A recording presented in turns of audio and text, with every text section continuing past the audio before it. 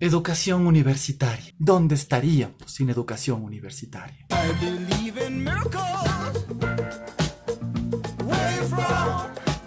You sexy thing, sexy thing. Volviendo, la universidad más antigua del mundo occidental se encuentra en Italia, la Universidad de Bolonia. Fundada en el año 1088, tuvo estudiantes como Nicolás Copérnico. Miren esta belleza. Pero bueno, eso significa que la educación universitaria no ha estado siempre con nosotros. De hecho, ha estado solamente los últimos 1000 años. Sin embargo, es ahora más indispensable que nunca.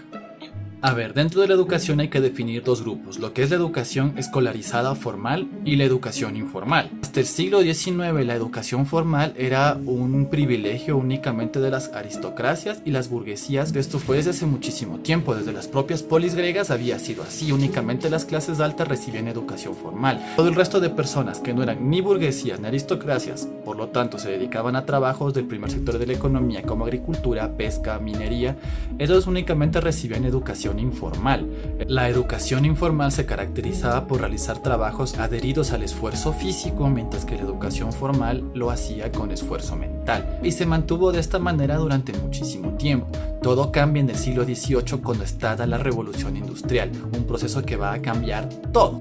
Con el desarrollo de la tecnología de la revolución industrial, los estados empiezan a darse cuenta que la maquinaria produce mucha más riqueza que el sector agrícola. Entonces todo mundo empieza a irse al sector industrial. Pero tenían un problema. Necesitabas obreros para hacer funcionar estas maquinarias y toda la población se encontraba a ese entonces en los campos produciendo en la tierra con agricultura, ganadería, pesca o minería o actividades por el estilo. Y además había un elemento más. Operar las maquinarias, mantenerlas y construirlas te requería un tipo de entrenamiento específico que te enseñó a utilizar estas nuevas creaciones que nunca antes habían existido y por tanto nadie sabía cómo funcionaban. Ahí fue cuando nace por primera vez en la historia la educación pública. Los estados que querían desarrollar a sus países a través de la industria necesitaron empezar a educar a sus poblaciones para enseñarles a manejar los aparatos. Y a partir de ese entonces y hasta la actualidad, el desarrollo económico de un país va directamente atado a los niveles educativos de su población. Es más, el modelo educativo es el reflejo del país que quieres tener. Recién para 1871, el Ecuador establece como obligatoria la educación primaria. Para 1895, con la Revolución Liberal liderada por Eloy Alfaro, la educación se convierte por primera vez en nuestro país en educación laica. Y la educación secundaria se convierte en obligatoria recién para después de la Segunda Guerra Mundial, durante los mandatos de Velasco Ibarra, cuando empezó a modernizar el país a partir de los preceptos de los recién creados derechos humanos en el marco de la expansión del capitalismo liberal liderado por Estados Unidos. Es de esta manera y bajo el amparo de la Declaración Universal de Derechos Humanos que la educación se convierte en un derecho. Un derecho que está siendo vulnerado de una manera muy directa actualmente con el recorte presupuestario que está realizando el gobierno. El día de hoy vamos a presentar las opiniones y testimonios de 3 estudiantes universitarios y que nos van a explicar cómo es que la pandemia les ha afectado directamente a ellos y qué propuestas tienen para resolverlo.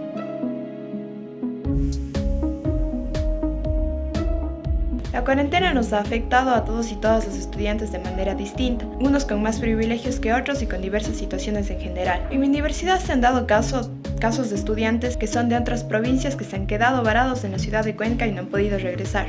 Esto con falta de alimentos, con problemas académicos por la falta de acceso a internet para las clases virtuales y de igual manera con problemas psicológicos. Las universidades nos demostraron que no estaban listas para enfrentar situaciones de emergencia como las que estamos viviendo. El problema más grave es el acceso igualitario y justo a las clases virtuales, negando así a sus estudiantes una garantía real de una educación equitativa. La cuarentena ha impactado y ha tenido un significado diferente para cada sector de la población, pero específicamente para nosotros los estudiantes del nivel superior, todo esto se ha visto traducido en una restricción en cuanto a nuestro derecho al acceso a la educación. Pero más allá de las obvias razones por las que no podemos salir de casa, la restricción se ve en cuanto a, en general, a la toma de decisiones, muchas de las veces sin tomar en cuenta a los estudiantes, específicamente en el caso de mi universidad. Creo que esa es una de las mayores afectaciones que hemos tenido dentro del cuerpo estudiantil, pero mucho más allá de eso, es preocupante también ver la reciente decisión del gobierno de Lenín Moreno en cuanto a meter mano al dinero asignado para los sueldos de las universidades, que claramente afecta su operatividad al ser dinero no de proyectos o de necesidades no urgentes, sino de básicamente el alma de la operatividad de una universidad, que son los sueldos de sus trabajadores, de profesores y demás empleados administrativos que hacen posible que la universidad funcione. Entonces creo que el ánimo en general dentro del cuerpo estudiantil es de temor, es de incertidumbre en cuanto al futuro de nuestra educación superior. Como estudiante, a mí me ha afectado esta situación en torno a los retrasos que ha habido sobre actividades, sobre entrega de insumos, por ejemplo, en mi caso, el acta de grado. Otra cuestión que me ha afectado es la incertidumbre en cuanto al inicio de clases, en cuanto a la incorporación, a toda esta serie de cosas que son parte de las jornadas estudiantiles y docentes también, ¿no? Personalmente me ha afectado que me encuentro ante la imposibilidad de obtener un trabajo debido a que no me encuentro con un título el cual respalde la licenciatura que acabo de culminar en sociología. Y bueno, y por último quisiera agregar que no olvidemos que la educación y el trabajo están directamente y siempre vinculados, y por eso aparte este contexto del recorte presupuestario es un factor que no debe pasar de lado y que afecta directamente también la situación. Lo que se ha propuesto y se propone a las y los docentes, administrativos y comunidad universitaria es que esta crisis se enfrente con solidaridad, empatía y entendimiento de las diferentes realidades que viven nuestros compañeros y compañeras en las universidades, sobre todo en las universidades públicas. De igual manera se ha propuesto el cese de las clases virtuales y de la actividad académica hasta que todos y todas tengamos un real acceso a ellas.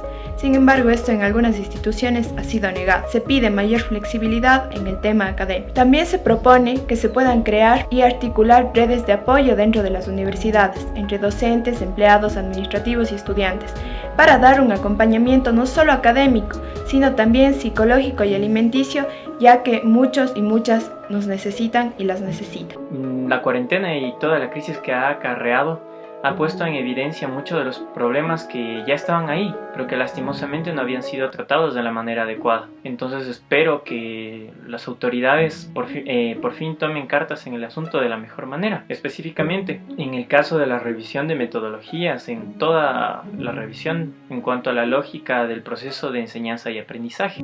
Esperaría también que los profesores hagan una introspección y de la misma manera los estudiantes, porque es sumamente urgente que repensemos toda la actividad en la clase, que repensemos la educación, y creo que todo este problema que estamos llevando tal vez sea una oportunidad para dar un salto cualitativo hacia una mejor calidad en la educación. Bueno, yo propongo un censo universitario que puede ser basado en la encuesta de las condiciones de vida, con un enfoque de clase, raza y género, y principalmente para identificar el sector más vulnerable que tenga falta de acceso a servicios básicos y principalmente a internet, porque además si se quiere proponer esa educación virtual hay que considerar ese factor. Y de ahí también para aplicar esta propuesta de educación virtual hay que considerar las áreas de estudio dentro de la universidad, de cada universidad. En el caso de la central tenemos el grupo de ciencias humanas, de ciencias médicas o biológicas y las ingenierías, de las cuales no todas se pueden estudiar virtualmente, sino que personalmente yo propongo que una primera parte se estudie de manera virtual, que es la cuestión teórica, y la segunda parte,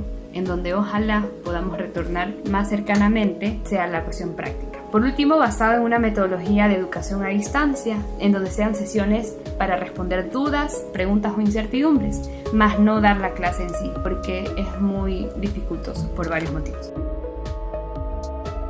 Se pide que esta crisis se enfrente con unidad, compañerismo, solidaridad, pero sobre todo comprensión de las diferentes realidades materiales que tienen las distintas universidades, las distintas ciudades y los distintos estudiantes. Esta esta cuarentena y en general la crisis nos ha demostrado que todos dependemos de todos. Por eso creo que la fortaleza de una sociedad radica en su unión y en su organización. Por eso propuesta directa sería que primero hagamos mucho ejercicio de empatía. Segundo, siempre tratemos de llevar todo con la mayor racionalidad del caso, a pesar de lo difícil que puede ser. Y por último, como ya he mencionado, la organización basada en el servicio.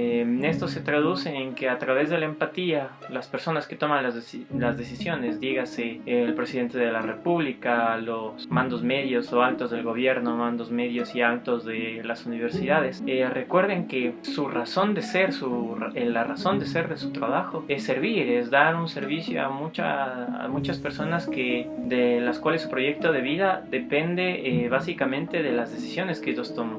Segundo, sobre la razón, creo que es momento más de hablar de que la política sea un ejercicio razonado, lógico, basado en hechos y no simplemente en dogmas o peor aún en sentimientos que pueden llevar a extremismo. Y por último, la organización.